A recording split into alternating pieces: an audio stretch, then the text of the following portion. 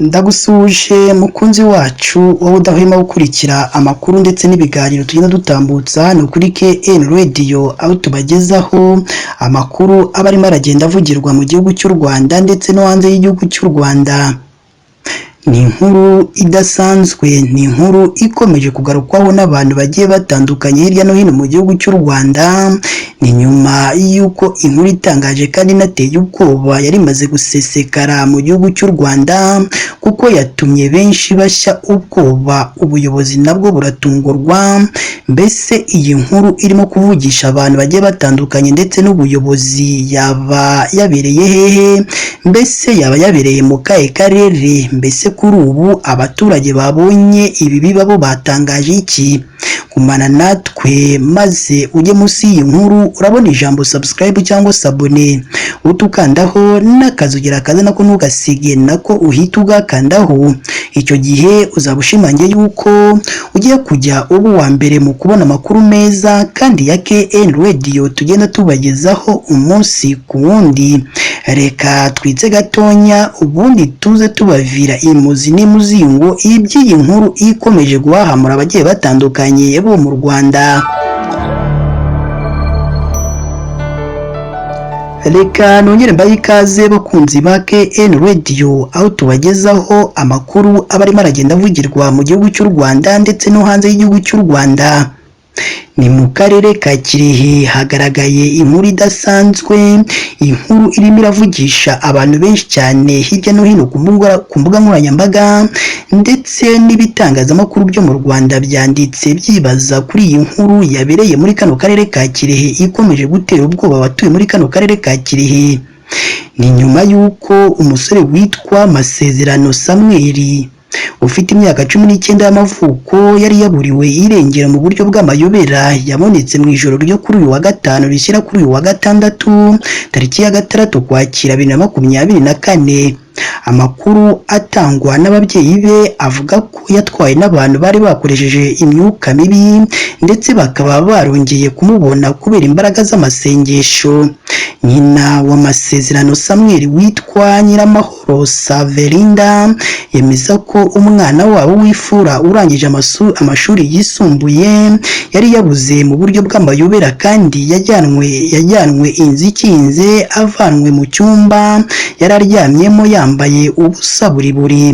Mu ijoro ryo kuri uyu wa gatatu umwana twajyanye ku meza, noneho tujya kuryama, nawe afata radiyo ajya kuryama yumva umupira.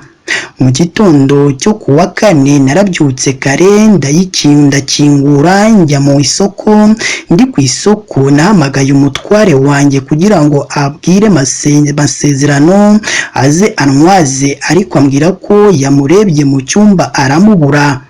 Nyiramahoro yakomeje agira ati umwana twaramushatse turamubura, ariko turebye dusanga imyenda akorana ndetse n'iyazindukana yose ihari ndetse na telefone ye n'indangamuntu ye byose byari bihari.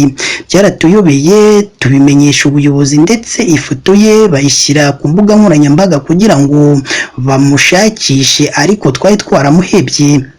Namukiza Elia ise wa Masezerano yavuze ko umwana we yari yatwawe n'abantu bari bakoresheje imyuka mibi ndetse bakongera kumubona kubera imbaraga z'amasengesho biyambaje. Aha ise w'uyu mwana yagiraga ati umwana tukimubona twabonaga yapfuye, ariko tumujyana mu nzu, abaturanyi baraza dukomeza gusenga, dukomeza kwinginga Imana, noneho umwana tubona arongera agaruye umwuka. Twakomeje gusenga, ibyari bimurimo bivuga n'icyo bamuzizaga noneho bimuvamo. Masezerano Samuel wari warahuye n'ako karengane ubwo abantu bari bitwaje imyuka mibi bamujyanaga bakamukoresha ibyo atazi. Nawe yaganiye n'itangazamakuru mu magambo yiwe, nawe agira ati nari ndyamye ndimo kumva umupira, ariko nkumva abantu barimo kumpamagara, ubwo baje kunjyana nanjye nabizi. Ahantu namenye nisanze ni Gatore ku isoko muri ako gace dutuyemo. Nageze ku rugo rw'umuntu ndaryama, ambwiye ngo agiye gufotora ashyire ku mbuga nkoranyambaga ibyari biri kunyobora, birambwira ngo iruka. Ndiruka mbona ngeze mu gishanga cy'umuceri, ndazamuka asubira Kirehe, niho naraye. Masezerano yakomeje asobanura inzira y'inzitane yahuye nayo iryo joro, mu magambo ye agira ati navuye mu gishanga ndazamuka asubira Kirehe, niho naraye munsi y'urusengero. Mu gitondo nibwo byambwiye ngo genda subira mu muceri. Ngeze ku iherezo ryawo birongera biranzamura asubira Kiniga, muri ako gace n'ubundi nari ndimo ndabamo. Hakizumungu Adelite, umunyamabanga nshingwabikorwa w'umurenge wa Manga, yavuze ko amakuru y'uko uwo Masezerano Samuel yari yaraburiwe irengero mu buryo bw'amayobera bayamenye, ndetse inzego z'ibanze zitangira kumushakisha. Ariko mu gitondo cyo kuri uyu wa gatandatu tariki ya 5 Ukwakira 2024, ubuyobozi bumenyeshwa amakuru avuga ko uwo musore yabonetse, nabwo mu buryo bw'amayobera. Aha uyu munyamabanga nshingwabikorwa yagiraga ati twari twatanze amatangazo ashoboka, ariko twari tutaramubona kugeza ubwo yabonetse muri buno buryo mwamenye. Uburyo yabonetsemo ni uburyo bw'amayobera, ariko nta wabihagazeho, nta makuru umuryango we waduhaye.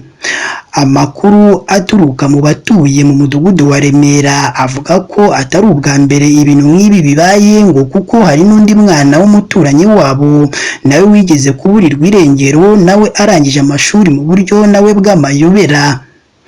Ndagushimiye we twabanye muri aya makuru yacu uyu munsi, tubibutse ko iyi yo ari KN Radio ugikomeje gukurikirana, ishakiro rukumbi ry'amakuru yizeye mu Rwanda ndetse no hanze y'igihugu cy'u Rwanda. Iyi ni inkuru iyo yumvikanye mu karere ka Kirehe, ikomeje gutungura abantu benshi bagiye batandukanye. Ni nyuma yaho umwana w'umuhungu wari urangije segonderi yaburiwe irengero, ariko akaza kuboneka hifashishijwe imbaraga z'amasengesho.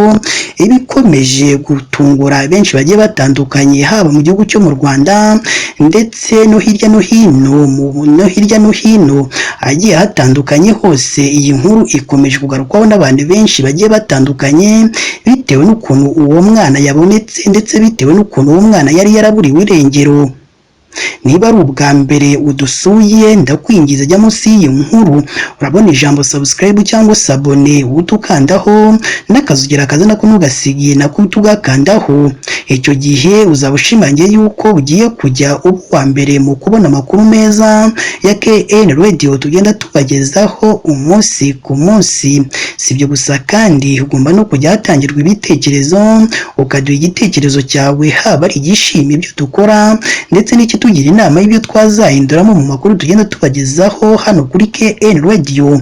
Fata iyi nkuru mu gihe umaze kuyumva uyisangiza abandi, kugira ngo nabo bajye bumva aho ibyiza biri ko nta handi ari hano kuri KN Radio. Mukomeze mugire ibihe byiza, kandi Imana yo mu ijuru ijye ikomeza ibane namwe umunsi ku munsi.